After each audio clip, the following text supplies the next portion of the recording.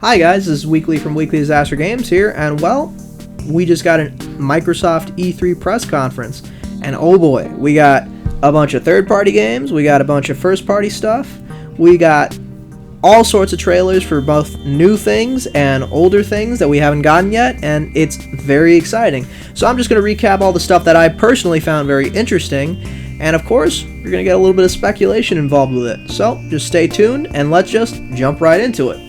So the first thing we got to see here was the Outer Worlds. This is actually what they opened with. And we got a big gameplay story trailer. Now, as you guys may know or may not know, the Outer Worlds is a game done by Obsidian. It is going to be releasing in October 25th, according to this trailer, which is also very exciting. And it will likely be a really nice spiritual successor to Fallout New Vegas and more Bethesda RPGs with a little bit more RPG-ish-ness, and of course, a bunch of choice. So that's very exciting. I really like the idea of that. And well, the story part of this trailer really shows that this is a world owned by corporations that really don't care about the people on the ground level. They more or less kind of want to make almost like a religion out of it. The corporations completely own the colonies, and well, it's something that a lot of people just can't really stand up to, except for the main character. So apparently you're going to be the real wild card here, and well, you can be a hero, you can be a bad guy, you can be a mix of both, you can be some weird psychopath where you literally heal a guy and then shoot him with his own gun he just gave you. So this is very crazy, very cool stuff, and I really like how they're really giving you all sorts of choice when it comes to this. Of course, we got a little bit of gameplay. It looks like a standard first-person shooter. Maybe not as crazy as some, Battlefield or Call of Duty type stuff, but I think it's going to be definitely a lot better than how Fallout New Vegas was back in the day in terms of the gameplay side of things. Am I excited? Yes, I am. I may even double dip in consoles for this. We'll see what happens. I mean, we don't know the exact release date for Steam or if it ever even is coming to Steam, but well, we got a release date for the consoles, and I presume Epic, and that's going to be October 25th, as I mentioned before. And yeah, looks like we have another exciting one for, well, this fall season of gaming. So, next up on the docket, we have a Ninja Theory game. Now, Ninja Theory are the guys that made DMC and Hellblade: Senua's Sacrifice. These two games were, DMC, I thought it was okay. I actually didn't mind it that much, but a lot of people in the community itself didn't really care for it, but they did do a decent job as far as the gameplay was concerned for that game. As far as Hellblade: Senua's Sacrifice, well, it was critical darling when it came out. It blew everyone away with its graphical quality and, of course, the subject matter it tackled. And, well, everyone loved it.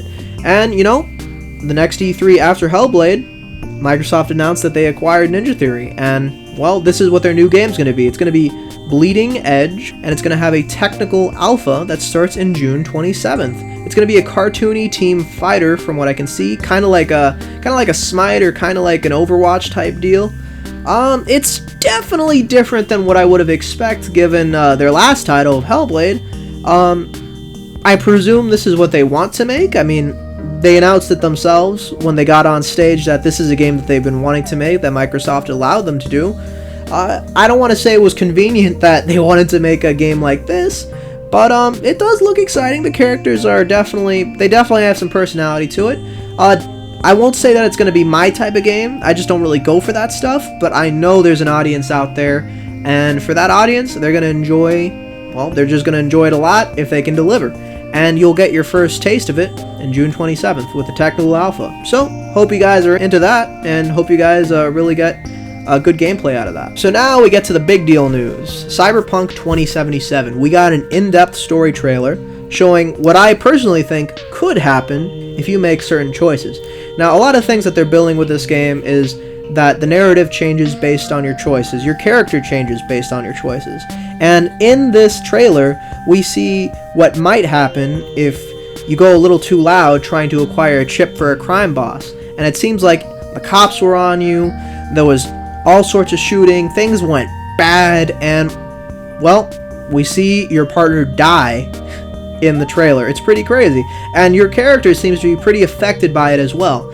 Now, when he goes to the crime boss, he just wants his money, he washes up, he just wants his money to get out of there, and then, the minute he gets out of the bathroom, crime boss is mad at him. Crime boss is like, you brought too much tension, you messed up, I didn't want a chip under these circumstances, and well, it looks like these guys are going to try to kill you now. Of course, you make a choice, you resist, and you completely fight them off, and presumably, well, you take the entire syndicate out right there. It was only a handful of people in the room, but still, this was a big deal guy that was going to pay you some big deal cash for this mission. And, well, it was very interesting that you can push the story this far on your own choices. And, of course, at the end of the trailer, we saw Keanu Reeves, and he wants to burn the city. I don't know if Keanu Reeves is going to play more of a terrorist role in this game. Maybe he will, maybe he won't. Maybe he's more like a inside operative for something smaller. But yeah, very interesting. I mean, Keanu looked really good. He looked like a real person in the trailer for a little bit there. And I'm really excited to see what they're going to do with it, because they're really building this game as a choice-based game. And I want to see just how far these branching paths can go. So yeah, that's Cyberpunk 2077. We got a release date, April 16th, 2020. Yeah, so much for my theory about Cyberpunk going head-to-head with Death Stranding, but maybe it might be for the best, just so the developers don't get overworked too much, and just so some game reviewers don't get overworked too much when they have to play 2 monolith titles during that time. So yeah, it looks very interesting, looks very exciting. I am very, very hyped for April 16th, 2020, and let's just hope that CD Projekt Red can deliver, again, just like they did with The Witcher 3. So, let's talk about Dragon Ball Z Kakarot. Now, this is a new Dragon Ball Z RPG. We actually got a little bit of information, earlier about this it was called the Dragon Ball Z Project or something. And, well, they're bringing the quality of Fighter Z graphics with a good cinematographic angle, and they're making it an RPG. Again, we didn't get too much gameplay, but we did get quite a bit of cutscenes and visuals, and, well, it looks just as sharp as Xenoverse. I mean, just as sharp as Dragon Ball FighterZ. And honestly, it looks really cool. Now, we'll have to see exactly what type of RPG it pans out to be, but I'm sure if it gets good reviews, I'll probably be picking it up. And, well, for anybody who's in the Dragon Ball Z, looks like you got a hot one on your hands with this one. Now, Gears 5, I already talked about this before, but it's getting a release date of September 10th. After seeing everything there was with it, with their new arcade mode and their new trailer, I'm a little less excited for it. I was hoping that Gears 5 is going to be good just so it could encourage more competition between Microsoft and Sony.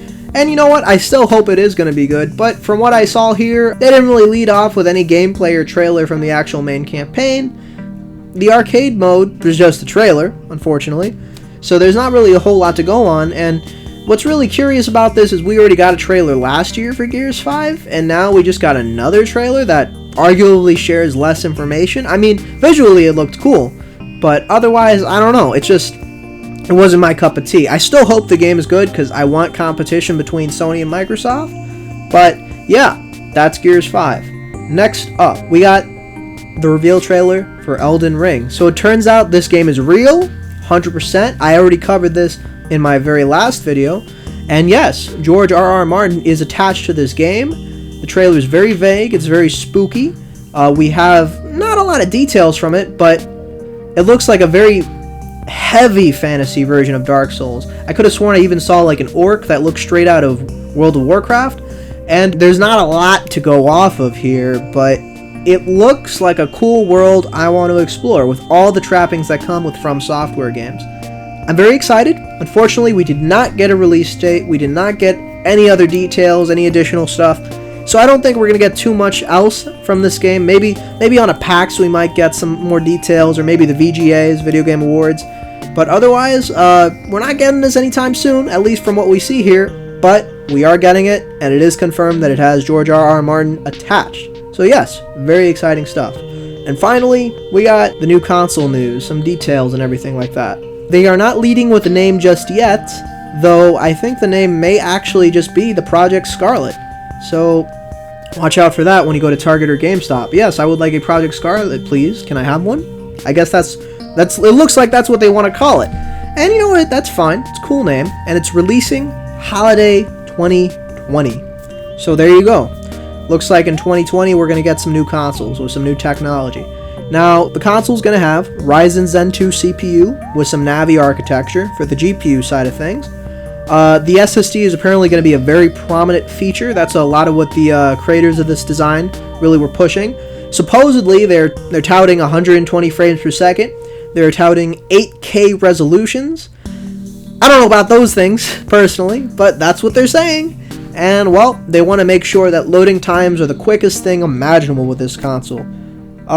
So yeah, that's what they're pushing. They want to push more of an immersive experience where you're not waiting through an elevator for like 5 minutes. You're waiting for the elevator for 2 minutes. They want to really push the immersivity of these games. They want to push the loading times being completely gone. And they want to push graphics to a whole other level.